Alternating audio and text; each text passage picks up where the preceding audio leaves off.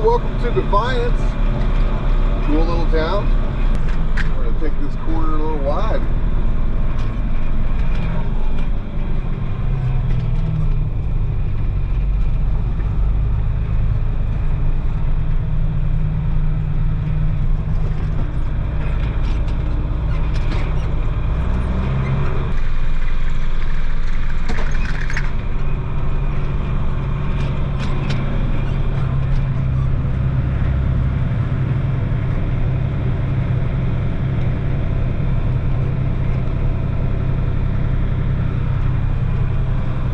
Yep, that's pretty close.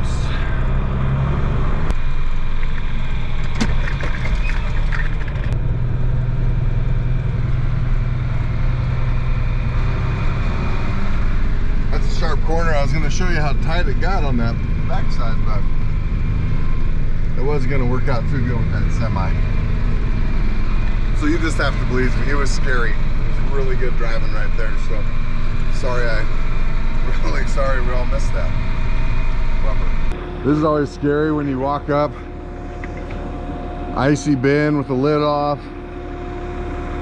no Uncle Mike.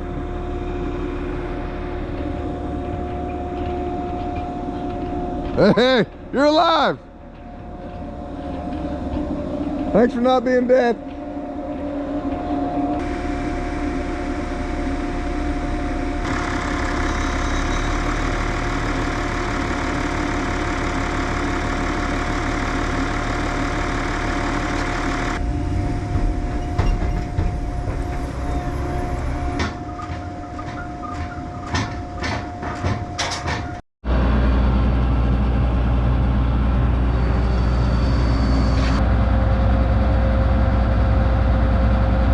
So I just drug this hopper over and I put it over here and kind of saw that's the center of the hopper and then that's the cone, just so.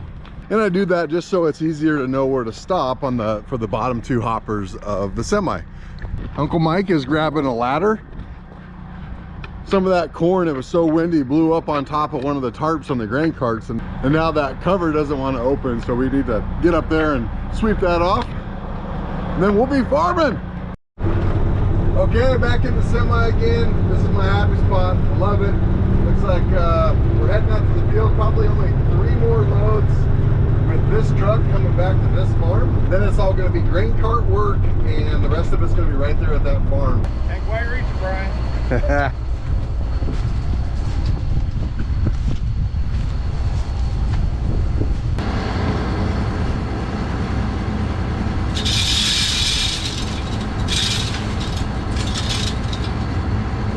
Heading over to the semi, going to unload. We have 13,000 pounds on here.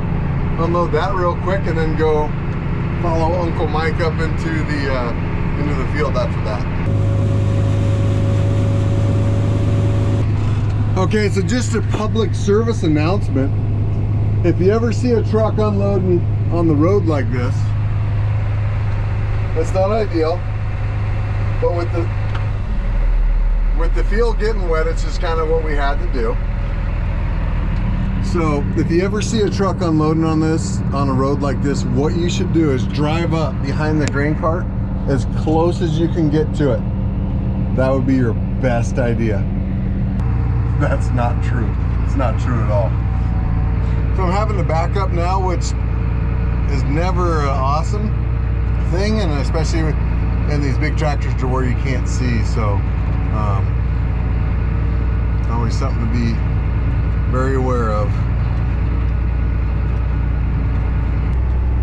So I'm going to shut my trap door, and then I'm going to bring my auger in with this button.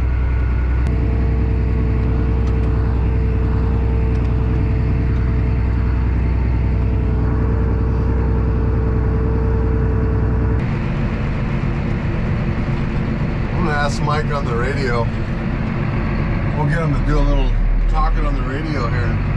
He doesn't love the camera, but maybe if he doesn't know he's on it. Hey Mike, how come you leave the outside row and go one row in sometimes when you start out through a terrace like this? I haven't been doing it too much this year.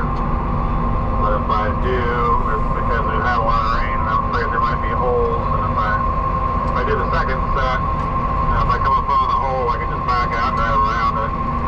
Otherwise, I got to cut my way around if I come to some kind of a washout. Really hardly had any rain at all, and if we did, it wasn't very much of the time. So there really is, I haven't had any washouts so far at all. So what Mike was saying is he doesn't do like these 8 rows first, he goes inside one. And the reason why is if all that rain came off and then like put a hole into the terrace to where there's a big spot, he'd have to cut and ruin corn to get around it.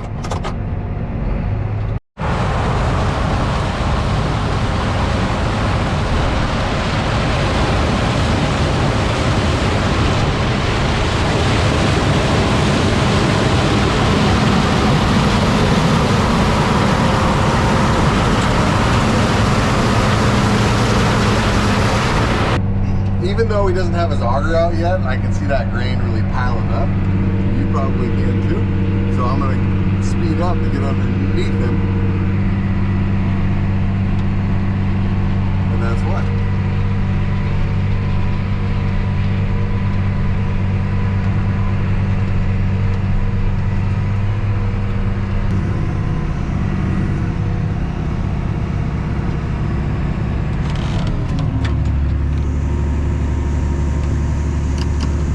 Maybe it's just me, but does anyone else think of Zach Johnson dancing in his combine every time you see a steering wheel raised like this? Maybe it's just me. All right, filling again.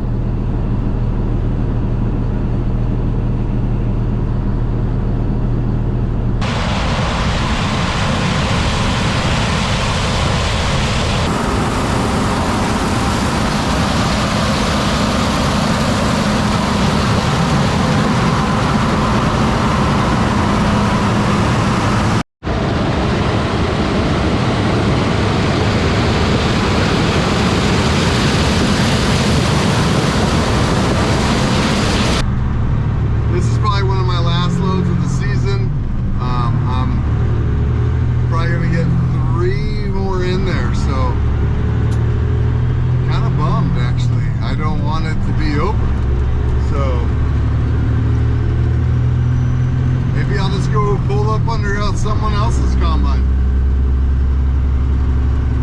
Maybe not. That's probably a bad idea. But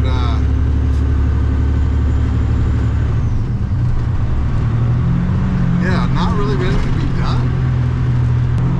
Now all the hard work comes like washing things and cleaning hoppers and more washing things. And it's not driving a truck. Truck driving is definitely the best part of it.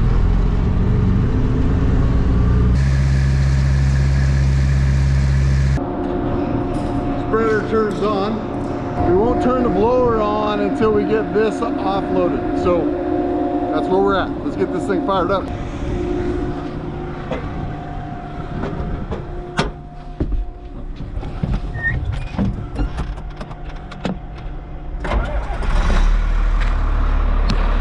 Okay, got the 4050 started.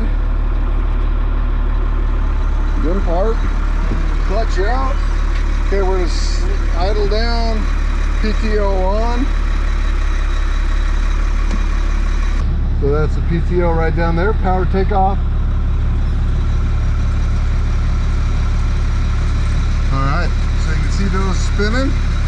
We're gonna ramp up to a better speed.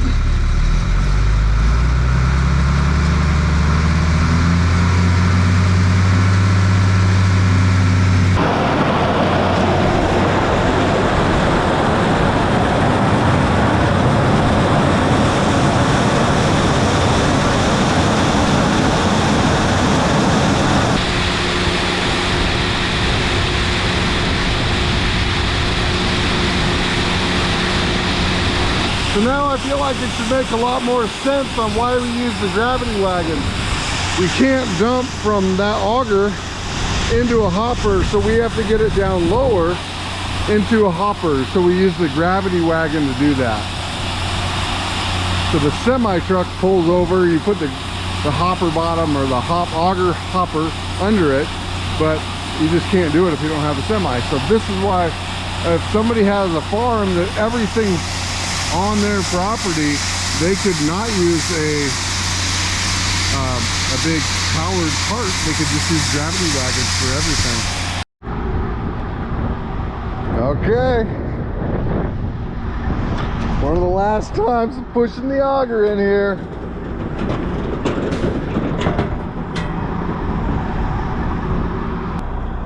Got to pull ahead to get my rear hopper unloaded first.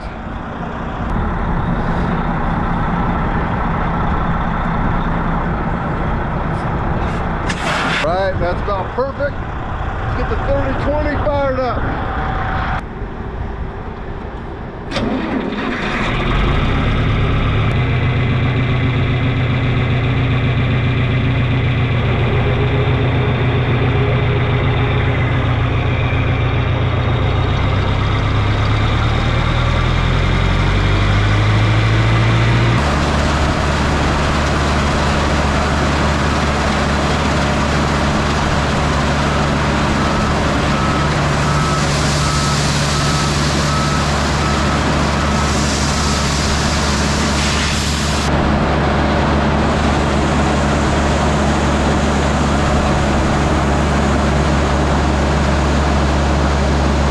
Letting that 30-20 cool down a little bit, we'll go get spun around and then we'll actually climb up, look in that bin, make sure I think we can fit 2 more loads in there, or 1 more load, 2 more hoppers.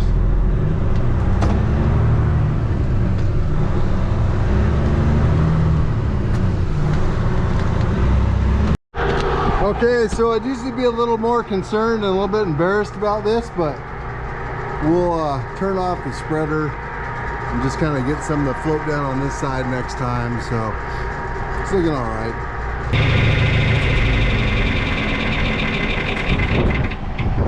Last load. This is sad. I don't like this. So this crew that's been kind of sitting here for a while, they're going now. So I have to really roll up slow over this hill because I don't know if they're filling a semi that's heading out or what they're doing. So I actually know exactly what they're doing, and they're using the gravity wagons to feed the auger to load a semi. So what I'm trying to say is I'm concerned that there's going to be a semi at the bottom of this hill pulling out when I'm driving by. Okay, so we only have 1 load left for the semi, and as far as room goes in the other bin. So what we're going to do is just kind of keep that thing there, fill it up if we get the chance, or at the end I'm gonna run the other grain cart and I'm gonna tend the gravity wagon and empty this. So, and I think that'll get us through. We'll be home finished up close to dinner time.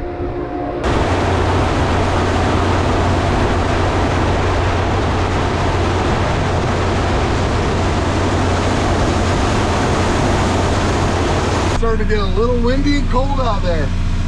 Getting the cab, turn on the heater.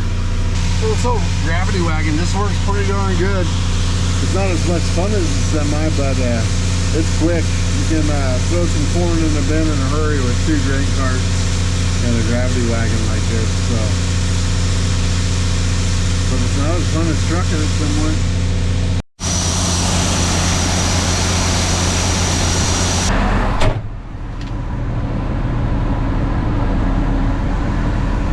Thought about it earlier, just aiming that up a little bit. So I aim that up, hopefully I'm missing that strap now. Okay, you see the black and white checkered marker. I'm just closing that off. The grain's almost coming all the way up. I got the throttle all the way back now. Once that slows down, we'll just kick off the PTO. Okay, PTO's off, done. Now we're gonna have to watch this pulling out of here. Oh yeah.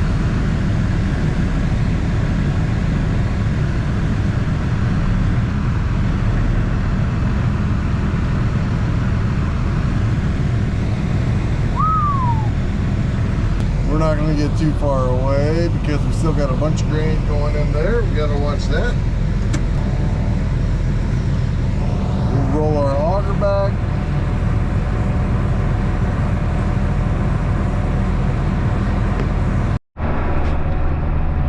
All right, passing on to John. He's heading to the gravity wagon. It's a little steep coming up out of there.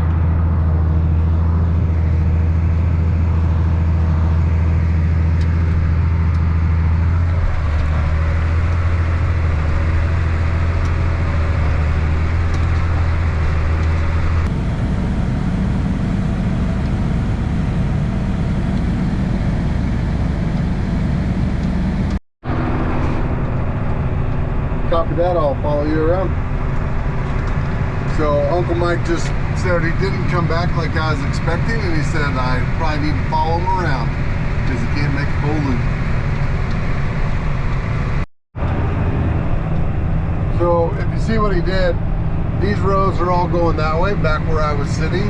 I didn't realize that he didn't have this one more end row off. So he had to clear that in order to get to these. And you can see how the corn, you know, some of it's laid this way going that way and some of it's laid going that way. So this is just an end row. That's how it was planted.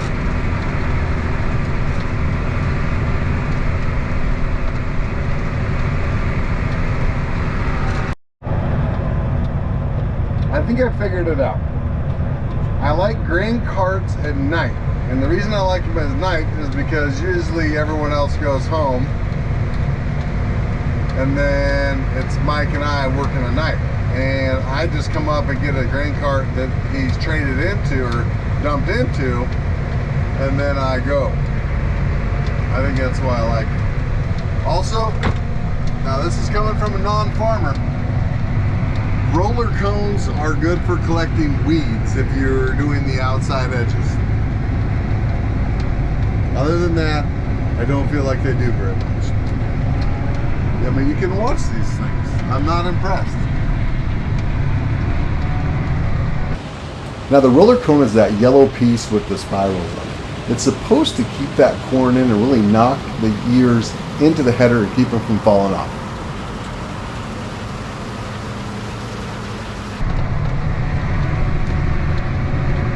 Tell me what that's helping.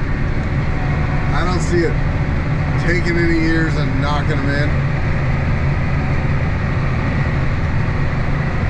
Maybe it is.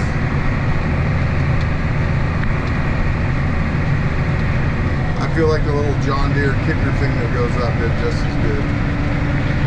It never collected any of the weeds on the outside edge.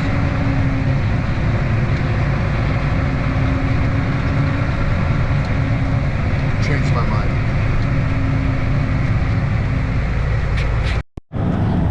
Now the reason that auger is so long is because this combine is big enough to run an even bigger header, and like when it's picking soybeans, that soybean header is much larger than this one. So it gets you, the auger gets you out away from the header when you're trying to get alongside of it with the grain cart and pick up and have him offload onto you.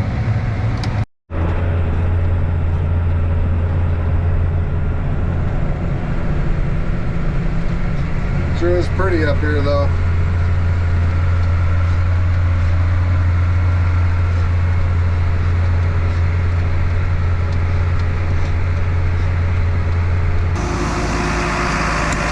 All right, I think by now you figured this out.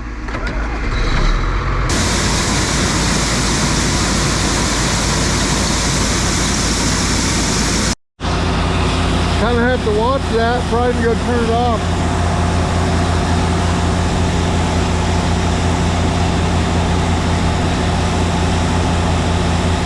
Woohoo, getting close.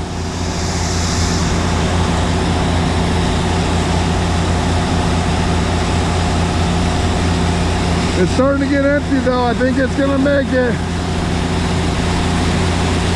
Woo!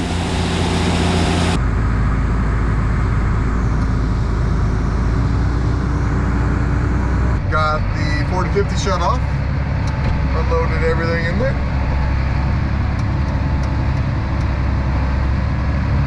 back up on the hill we go to find Mike.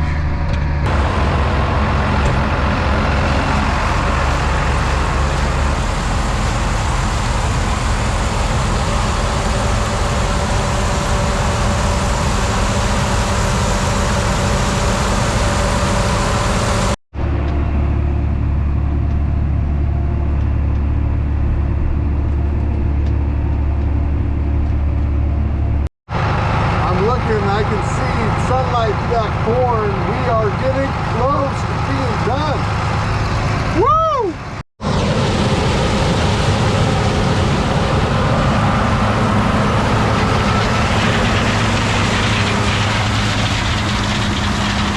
Well, this is it. This is the last standing corn from Mike Feldman Farms.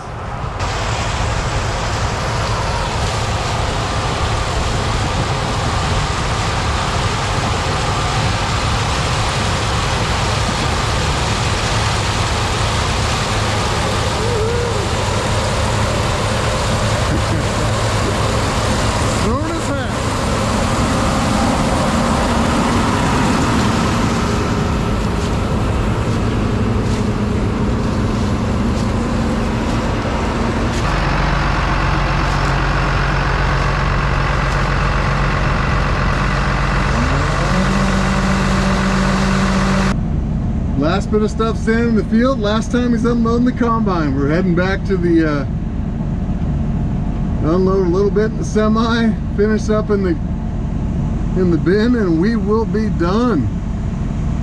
So I guess we have one more bin to dump, or one more semi truck to dump at home, and that's it. So everything else is going to be clean up and getting everything back to the home farm. So pretty epic. Gives you a better idea how steep that is when you watch that combine go up there. Hey, as far as getting crop out of the field, that's it for Harvest 2022. It's been fun. Another one in the books. Thanks for watching. Please like and subscribe.